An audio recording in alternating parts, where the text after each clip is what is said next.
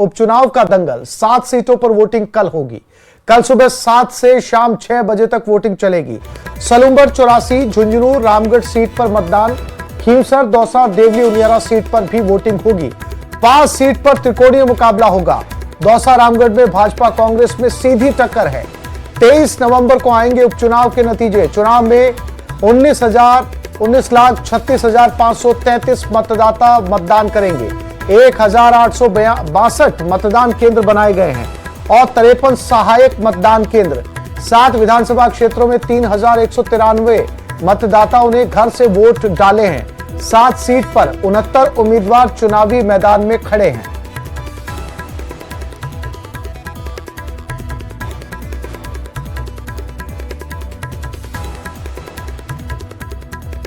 तो कल 7 सीटों पर उपचुनाव का दंगल।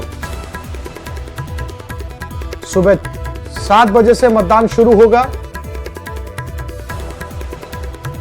पोलिंग पार्टियां पहुंच चुकी हैं। 5 ऐसी सीटें हैं जहां पर त्रिकोणीय मुकाबला है और 2 सीटों के ऊपर सीधे तौर पर बीजेपी और कांग्रेस के बीच में टक्कर। चुनाव में 19,36,533 मतदाता मतदान करेंगे। विधानसभा उपचुनाव के मद्देनजर सभी तैयारियां पूरी कर ली गई हैं। सभी 7 विधानसभा क्षेत्रों रामगढ़, दौसा, झुंझुनू, सलूंबर, 84, खींवसर और देवली उनियारा में स्वतंत्र, निष्पक्ष और पारदर्शी चुनाव के लिए कानून व्यवस्था के पुख्ता इंतजाम किए गए हैं। इस रिपोर्ट में देखिए।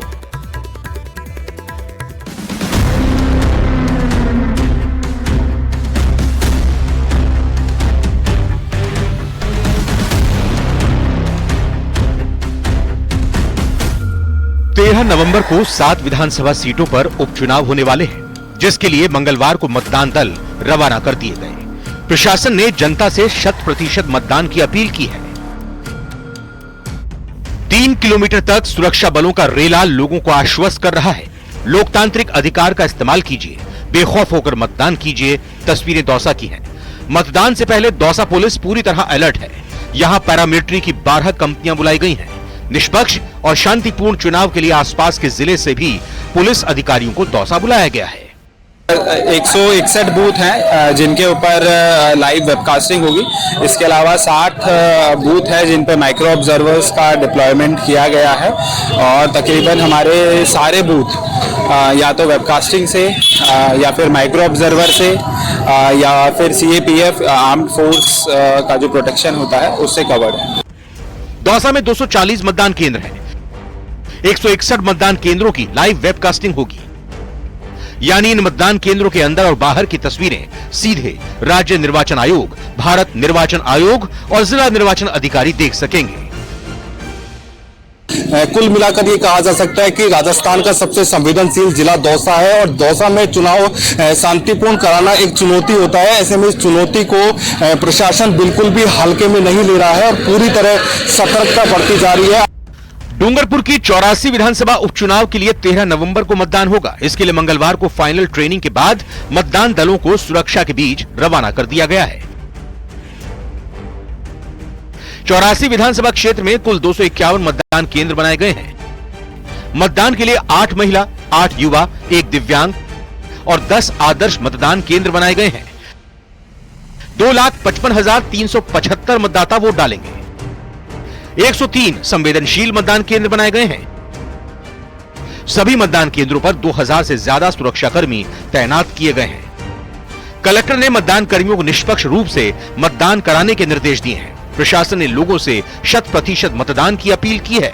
हमने 103 बूथ्स को आइडेंटिफाई किया है एज क्रिटिकल बूथ्स और उसी के अनुसार जो ECI का हमारी गाइडलाइन है वो हमने फोर्स का डिप्लॉयमेंट भी इंश्योर किया। साथ ही साथ हमारे यहाँ पर जो QRT है, क्विक रिस्पॉन्स टीम्स, वो भी बनाई गई हैं और सभी क्षेत्रों में वो एक्टिव रहेंगी। बाई चांस कोई भी ऐसी घटना हमें रिपोर्ट होती है तो उस पर हम लोग इमीडिएट कर रहे हैं।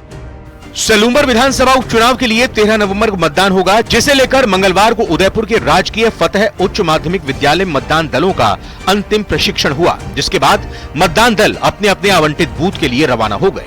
13 नवंबर को सुबह 7 बजे से शाम 6 बजे तक सलूंबर विधानसभा क्षेत्र के 296 मुख्य और 6 सहायक बूथों पर मतदान शुरू होगा। यहाँ पर कुल 296 मूल मतदान केंद्र प्लस 6 सहायक मतदान केंद्रों सहित 302 मतदान दलों के केंद्रों के लिए पोलिंग पार्टियों को ट्रेनिंग देकर के रवाना किया गया है। इनके साथ में माइक्रो ऑब्जर्वर और सेक्टर ऑफिसर साहिबान भी रवाना किए गए हैं। टोंक जिले की देवली उनियारा विधानसभा उपचुनाव को लेकर निर्वाचन विभाग की सभी तैयारियां पूरी कर ली हैं। टोंक के सरकारी पीजी कॉलेज से मतदान दलों की रवानगी हो गई। बुधवार सुबह 7 बजे से वोटिंग शुरू होगी। 307 बूथों पर मतदान के लिए 1472 मतदान कर्मी नियुक्त किए गए हैं। 3,32,743 मतदाता अपने मताधिकार का उपयोग करेंगे। विधानसभा क्षेत्र में 10 आदर्श मतदान केंद्र बनाए गए हैं, जिनमें से 169 मतदान केंद्रों की वेबकास्टिंग होगी। झुंझुनू में जिला निर्वाचन अधिकारी राम अवतार मीणा और एसपी शरद चौधरी की मौजूदगी में सेठ मोतीलाल कॉलेज से मतदान दल रवाना किए गए। झुंझुनू में 2,75,000 मतदाताओं के लिए 263 बूथ बनाए गए हैं। प्रशासन ने मतदाताओं से 100% मतदान की अपील की है।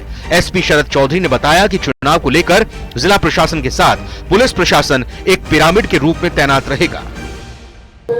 पिरामिड नीचे से ऊपर तक अधिकारियों का टीम के अनुसार बना हुआ है। उसके नीचे 25 सेक्टर मजिस्ट्रेट्स हैं, तो हमारी 25 मोबाइल पार्टियां हैं।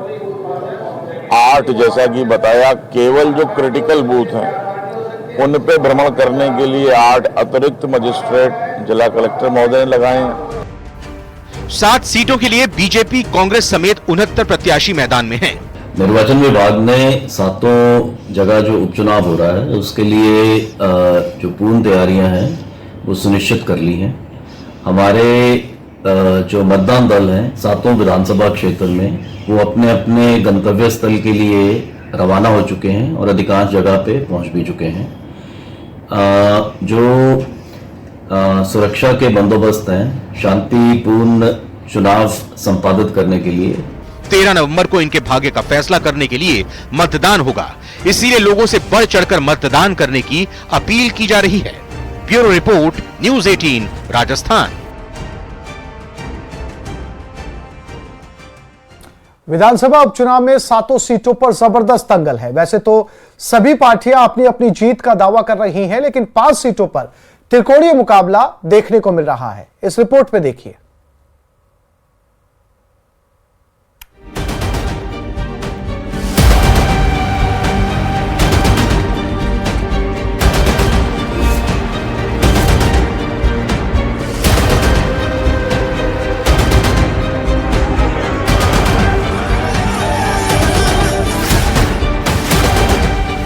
मतदान की तैयारियां पूरी हो चुकी हैं। 13 नवंबर को वोट डाले जाएंगे और 23 नवंबर को नतीजे घोषित होंगे।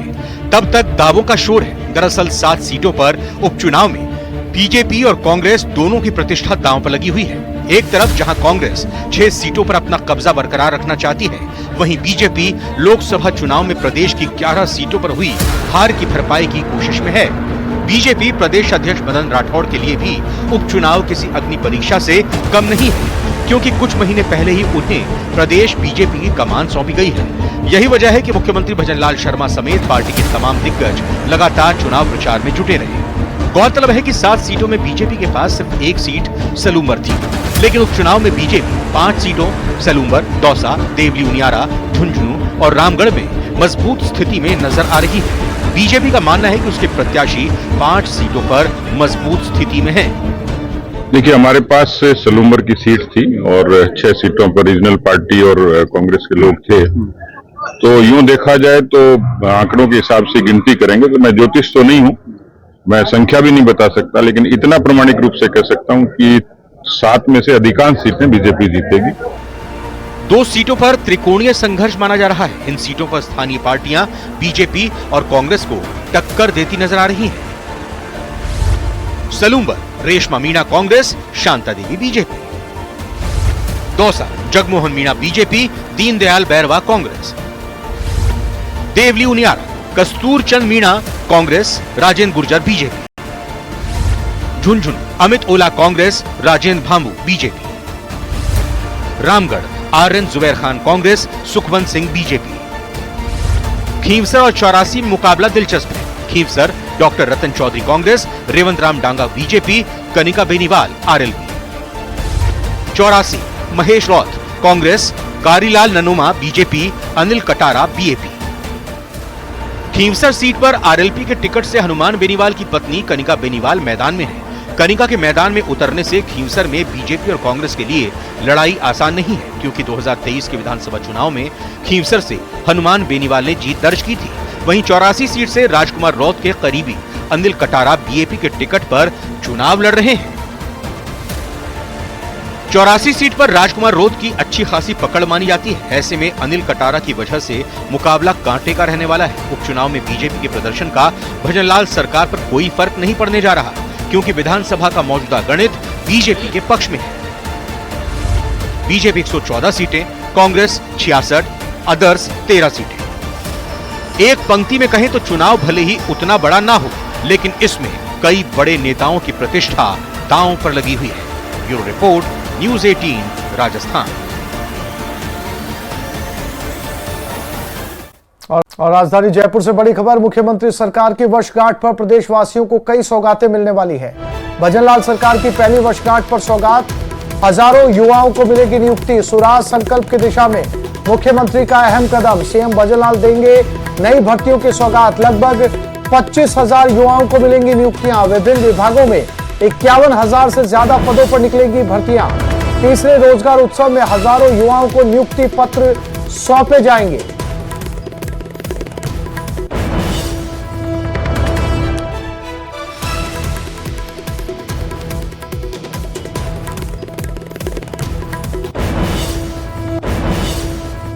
और राजधानी जयपुर से बड़ी खबर, रेलवे ट्रैक पर एक एसयूवी को दौड़ाया गया। नशे में धुत युवा ने इस एसयूवी को दौड़ाया।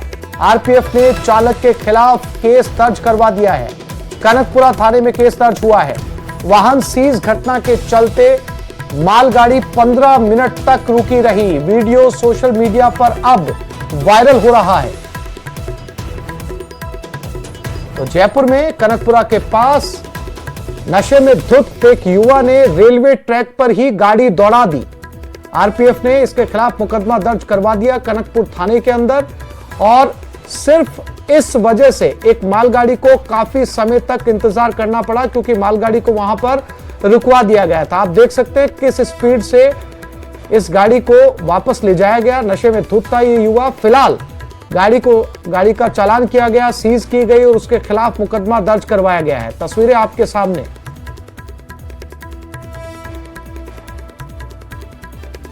तो ये तस्वीरें जयपुर कनकपुरा की, जहां पर नशे में धुत एक युवा इस गाड़ी को रेलवे ट्रैक पर ले आया, उस रेलवे ट्रैक पर जिस पर मालगाड़ी आने वाली थी।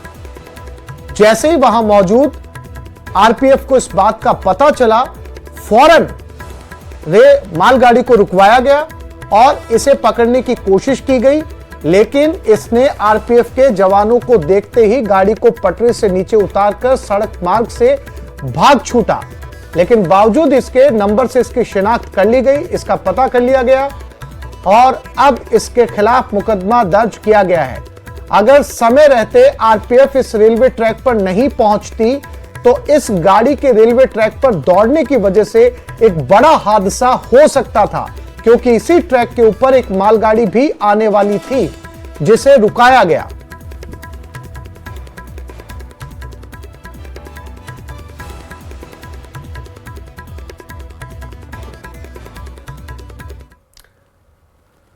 राजसमंद के कुंभलगढ़ से खबर सामने आ रही है। कुंभलगढ़ अभयारण्य में आज फिर एक पैंथर नजर आया। सैलानियों को पैंथर की साइटिंग हुई। पैंथर को देखकर पर्यटक भी गदगद नजर आए।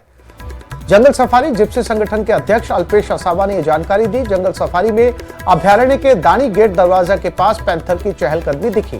पैंथर की चहलकदमी देख पर्यटक भी रोमांचित हुए।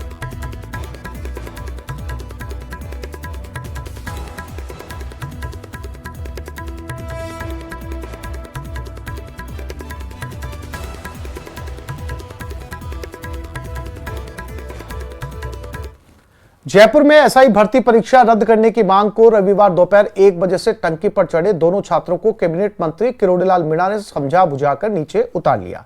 इससे पहले गुस्साए छात्र मांग कर रहे थे, जब सीएम एक लेटर जारी कर परीक्षा रद्द करने की घोषणा करेंगे तभी वो नीचे आएंगे।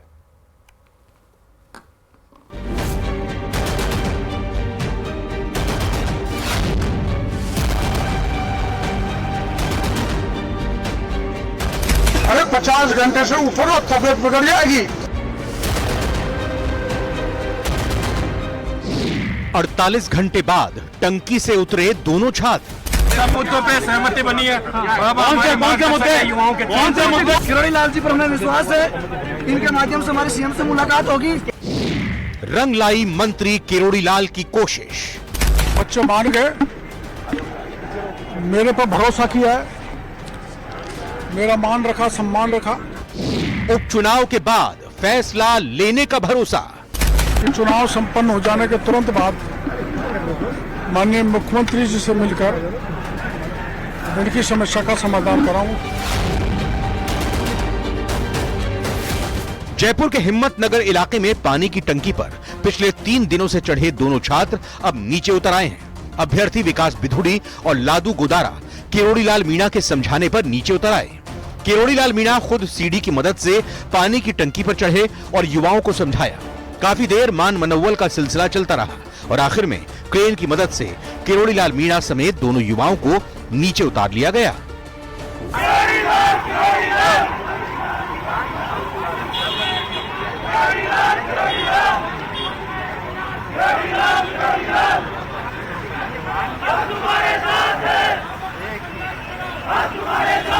पानी की टंकी से नीचे उतरने के बाद किरोड़ी लाल मीणा ने मीडिया से बातचीत करते हुए कहा कि दोनों युवकों की सभी मांगों को लेकर मैं 14 नवंबर को सीएम भजनलाल शर्मा से मुलाकात करूंगा। चुनाव संपन्न हो जाने के तुरंत बाद माननीय मुख्यमंत्री जी से मिलकर इनकी समस्या का समाधान कराऊंगा, क्योंकि ये लाखों की तादाद में है।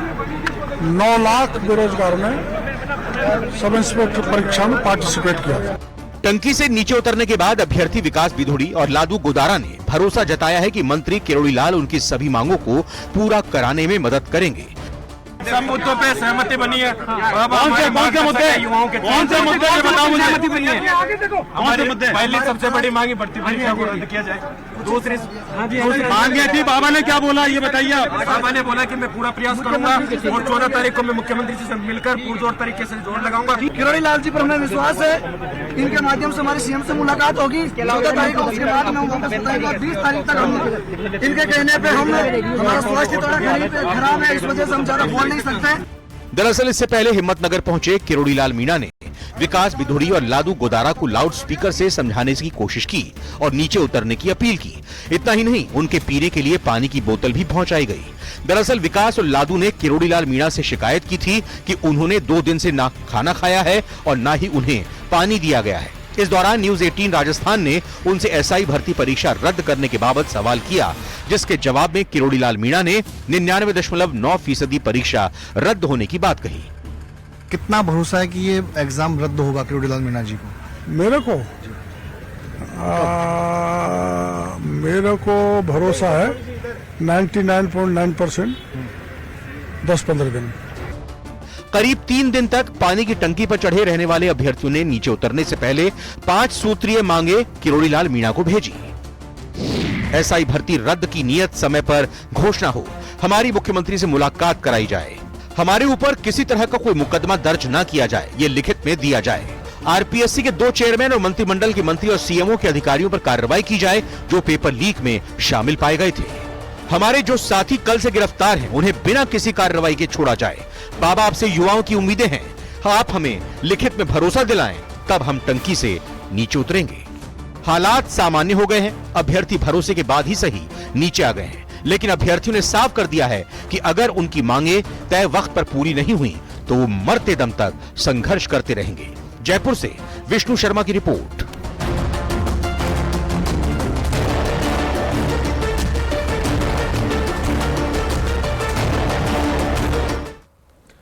करीब 26 साल पहले जोधपुर के कांकाणी गांव में काले हिरण का शिकार हुआ और ये वही साल था जहां से सलमान खान और लॉरेंस की दुश्मनी का जन्म हुआ। कांकाणी गांव अब उस काले हिरण के स्मारक की वजह से पर्यटकों को लुभा रहा है और यहां के युवा पर्यटकों को लॉरेंस और सलमान खान की दुश्मनी के किस्से सुना रहे हैं।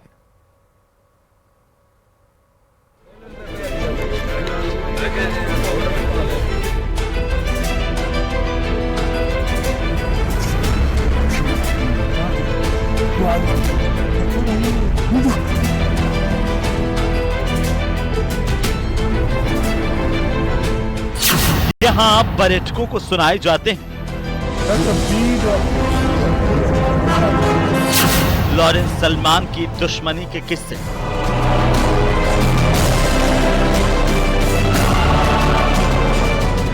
जहां हुआ काले हिरण का शिकार।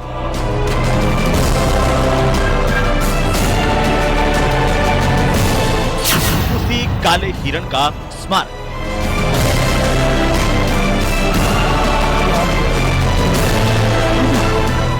अब पर्यटकों को कर रहा आकर्षित।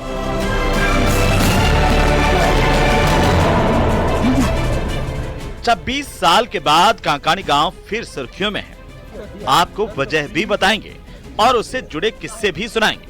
पहले जरा काले हिरण के इस स्मारक को देखिए। ये उसी काले हिरण का स्मारक है जिसका शिकार 26 साल पहले किया गया और इसका आरोप फिल्म अभिनेता सलमान खान पर है। वक्त बीत चुका है लेकिन काले हिरण के शिकार की टीस आज भी बिश्नोई समाज को परेशान करती है और यही वजह है कि जिस जगह पर शिकार हुआ वहीं पर उसका स्मारक बना दिया गया और आज ये स्मारक स्थल पर्यटन स्थल में तब्दील हो गया है। यहाँ देश ही नहीं विदेशों से भी पर्यटक आते हैं और यहाँ के युवा पर्यटकों को हिरण की हत्या का किस्सा सुनाते हैं और बताते हैं कि कैसे लॉरेंस और सलमान एक दूसरे के दुश्मन